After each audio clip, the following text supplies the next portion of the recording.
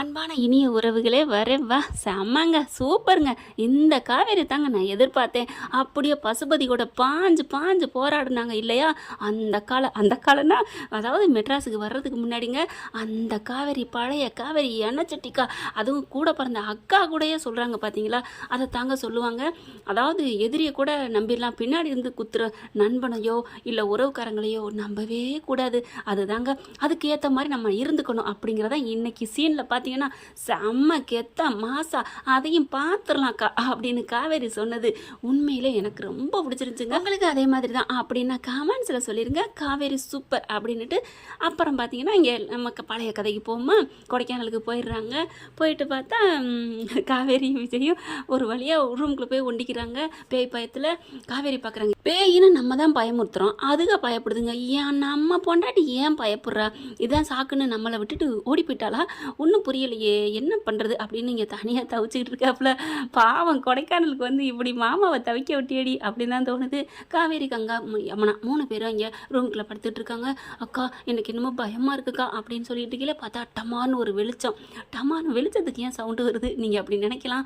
டமான்னு சத்தத்தோட ஒரு வெளிச்சம். அட ஆமாங்க, இடி இடிக்குதுங்க. இடி சும்மா இடி இல்லைங்க, காட்டின்னு இடின்னு சொல்லலாம். எங்கிட்டே இவ்வளோ இடி மழை பெய்யல, கொடைக்கானலில் பெய்யாமல் போயிடும். பார்த்தா டம்மு டும்முன்னு இடி இடிக்குது அக்கா அப்படின்னு சொல்லி கட்டி பிடிச்சிக்கிறாங்க. ஒரு கட்டத்துக்கு மேலே நம்ம தலைவர் ஐயோ அப்படின்னு பார்த்துடுறாரு. திடுக்குன்னு தூக்கி போட்டுருது. என்ன இது, இதுங்களை பயமுறுத்தலான்னு பார்த்தா நமக்கு பயம் வரும் போல இருக்கே. ஐயோ இப்போ எப்படி கூப்பிடுறது, ஃபோனை வேற இங்கே வச்சுட்டு போயிட்டாலே, என்ன பண்ணுறதுன்னு தெரியாமல் தவிக்கிறாரு. ஐயோ அடியே காவேரி பொண்டாட்டி, பிறந்த வீட்டுக்கு வந்தால் புருஷனை மறந்துடுவாங்கன்னு கேள்விப்பட்டிருக்கான். அது எப்பேற்பட்ட பொண்டாட்டியலாக இருந்தாலும் அப்படிதான் போல இருக்கே அப்படின்னு புலம்புறாரு. விஜய் புலம்புனது சரியா இல்லையான்னு சொல்லிடுங்க கமெண்ட்ஸில். அது என்னமோ தெரியலங்க, எல்லாத்தையும் உங்ககிட்ட தான் கேட்கணும் போல தோணுது. கேட்குறது தப்பு இல்லையா?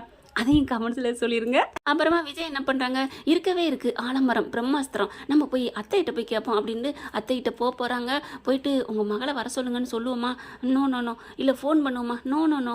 ஃபோன்லாம் பண்ணால் சரி வராது, எந்த ஒரு விஷயமா இருந்தாலும் நேரில் பேசுகிற மாதிரி அவ்வளோவா வராது அப்படின்ட்டு ஒரு சில விஷயங்கள் போக முடியாத நேரத்தில் ஃபோன் பேசிக்கலாம், ஆனால் பக்கத்துலானே இருக்காங்க அப்படின்னு போயிட்டு மெல்ல கதவை தட்டுறாங்க. கதவு திறந்தே இருக்குது, ஆனாலும் தட்டி தான் போகணும், அதுதான் நாகரிகம் அப்படின்ட்டு டொக்கு டொக்குன்னு தட்டுறாரு. சாரதாவுக்கு ஐயோ யாரா இருக்கும் அப்படின்னு டக்குன்னு ஒரு நிமிஷம் பயப்படுறாங்க. அதுக்கப்புறம் யாரு அப்படின்னு கேட்க, அத்தை நான் தான். ஓ தம்பி நீங்களா அப்படின்னு சொல்லிட்டு, இந்த வரேன், கதவு திறந்தா இருக்கு அப்படின்னு சொல்லல, இல்லை நான் வரேன் அப்படின்னு சொல்லிட்டு வந்துடுறாங்க. உள்ளுக்குள்ள வந்துடுறாங்க. என்ன தம்பி இந்நேரத்தில் அப்படின்னு கேட்க, அட என்னத்த எனக்கு ஒரே பயமாக இருக்குது, மழை வேற பாருங்க எப்படி பெய்யுது. ஆமாம் மழை பெய்யுது, இடி இடிக்குது, இது கூட உங்கள் காதில் விழுகலையா? இல்லை தம்பி, இங்கே வந்தோடனே அப்படியே அவர் நினப்பு வந்துருச்சா, அவர் நினப்புலேயே படுத்துட்டேன், தூங்கிட்டேன். கனவு கண்டிருப்பீங்களே, மாமா கூட டூயட் பாடியிருப்பீங்களே அப்படின்னு கேட்டோடனே, போங்க தம்பி வெக்கமாக வருது அப்படின்னு குனிஞ்சுக்கிட்டு சிரிக்கிறாங்க. சிரிக்கையிலே தெரியுதே, ஐயோ செத்து போன புருஷனை நினச்சலாம் மாமியார் இந்த மாதிரி சந்தோஷமாக டூயட் பாடுறாங்களே, உயிரோட இருக்கிற குத்துக்கெல்லாம் இருக்கிற புருஷனை விட்டுட்டு அங்கே போய் படுத்துக்கிட்டாலே உங்கள் மக அப்படின்ட்டு. அத்தை என்ன தம்பி அப்படின்னு கேட்க, உங்கள் பொண்ணு அங்கே இந்த ரூமில் போய் படுத்துக்கிட்டாங்க. ஆமாம் அவங்க அங்கே தான் படுத்துருக்காங்க, அதில் என்ன இருக்குது, படுக்கிறது நியாயம் தானே அப்படிங்கிறாங்க. நியாயமாத்த இதெல்லாம் தப்பு இல்லையா? என்ன தம்பி அவங்க அங்கே படுத்துருக்காங்க, இதில் என்ன தப்பு? உங்கள் பொண்ணுன்னா நான் யாரை சொல்கிறேன்னு தெரியுதா? யாரை? யமுனாவையும் கங்காவையும் தானே? அதுதான் இல்லை அத்தை, என் பொண்டாட்டி ஒருத்தி இருக்காளே காவேரின்னு, பிறந்த வீட்டுக்காகவும் பிறந்தவங்களுக்காகவும் உயிரே கொடுப்பாளே, அவளும் உங்களுக்கு பொண்ணு தானே? என்ன தம்பி இப்படிலாம் சொல்கிறீங்க? ஆமாம் அவளை தான் சொன்னேன். அந்த காவேரியும் அங்கே போய் கலந்துருச்சு அத்தை. இப்போ கோதாவரி யமுனா கங்கா காவேரி எல்லாம் ஒன்று கலந்து அங்கே போயிருக்காங்க, என்னை தவிக்க காய போட்டாங்க அத்தை அப்படின்னு கேட்க, என்ன இவ இந்த காவேரிக்கு அறிவே இல்லையா? இருங்க நான் போய் கூப்பிட்றேன் அப்படின்னு சாரதா வேகமாக எந்திரிக்கிறாங்க. அத்தை பார்த்து டக்குன்னு போய் கூப்பிட்டுவிடாதீங்க, அப்படியே மெல்ல அப்படியே யதார்த்தமாக போகிறது மாதிரி பதார்த்தமாக உங்கள் மகளை கூட்டிகிட்டு வாங்க அத்தை. ஞாபகம் இருக்கட்டும் அத்தை, என் பொண்டாட்டியை கூப்பிட்றதா நினச்சி கூப்பிடுங்க, உங்கள் மகளை கூப்பிட்ற மாதிரி கூப்பிடாதீங்க அத்தை. என் மகளை கூப்பிடாதீங்கன்னா எப்படி அப்படிங்கிறாங்க. காவேரி எஞ்சி வாடி, எங்கே என்ன இங்கே வந்து கிடக்குற அப்படின்னு சொன்னால் அது உங்கள் மக. சரி காவேரி என்னடி பாவம் ஒத்தே அந்த புள்ள இங்கே தனியாக இருந்தா அவருக்கு பாவம் இல்லையா? போடி நான் இருந்துக்கிறேன் துணைக்கி உன் அக்காக்களுக்கு தங்கச்சிக்கு அப்படின்னு சொன்னால் அது ஏன் பொண்டாட்டியை கூப்பிட்றதா அர்த்தம் அப்படின்னு விஜய் சொல்ல, ஐயோ எப்படி தெளிவாக நீங்கள் சொல்கிறீங்க தம்பி, உங்கள் அறிவுக்கெல்லாம் நீங்களாம் இங்கே இருக்கவே வேணாம், அப்புறம் இங்கே இருக்கணும், அமெரிக்காவில் தான் இருக்கணும் அப்படின்ட்டு போகிறாங்க. எப்படியோ என் பொண்டாட்டி என் கூட அனுப்பி வைங்க அப்படின்ட்டு மெல்ல மெல்ல போகிறாங்க. அப்படியே பார்த்தா வேகமாக போகுது. ஐயோ ஏதாவது சொல்லி குட்டி கலாட்டா பண்ண போகுதா ஒன்றும் புரியலையே அப்படின்னு நினச்சிட்டு தள்ளியே நின்றுக்கிறாங்க. இவங்க கதவை தட்டுறாங்க. டட்டுன்னு தட்டினோடனே ஐயோ மறுபடியும் பயமாக இருக்கே, யாருன்னு தெரியலையே அப்படின்னு சொல்லல இடி சத்தம், அந்த கதவு தட்டுற சத்தம், 3 பேருமே பயப்படுறாங்க. யமுனா பார்க்குறாங்க, அக்கா யாராக இருக்கும் தெரியலையேடி, காவேரி தோணுது, நம்ம இங்கே இருக்கிறோம் தெரிஞ்சும் பேய் பயத்தை காமிக்க வந்திருக்காரா, சரி பரவாயில்ல எப்படியே இதுக்கு பயந்தா சரி அப்படின்ட்டு அப்படியே யதார்த்தமாக இருக்க, ஏக்கா உனக்கு பயமே இல்லையா, என்னடி பயங்கிற, நம்ம வீடுடி அப்படிங்கிறாங்க.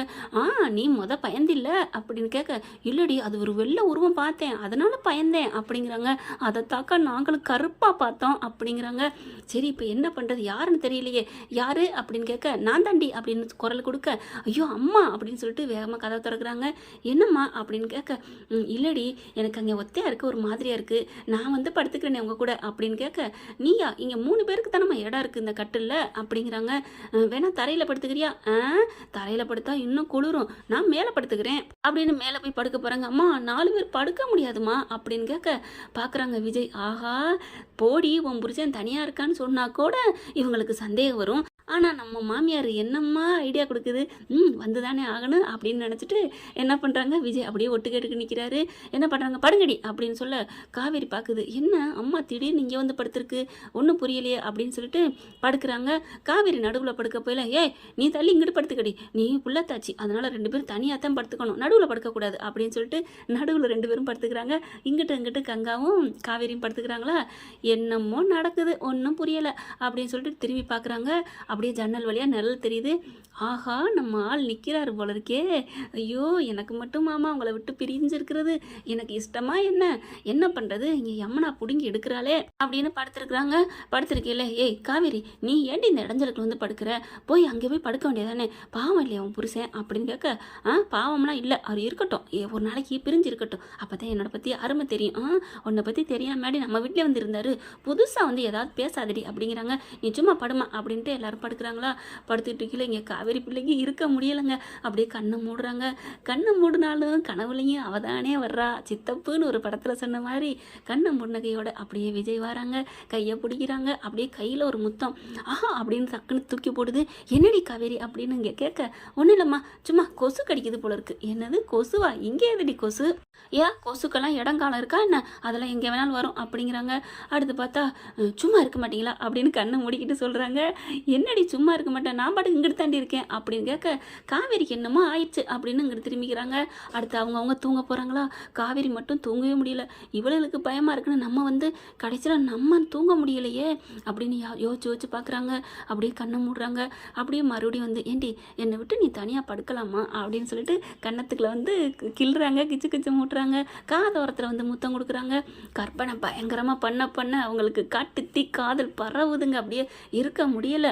ஆமாங்க, அன்பு ஆசை பாசம் ஆணை விட பெண்ணுக்கு அதிகம்னு சொல்லுவாங்க. அவங்களால இருக்க முடியலை.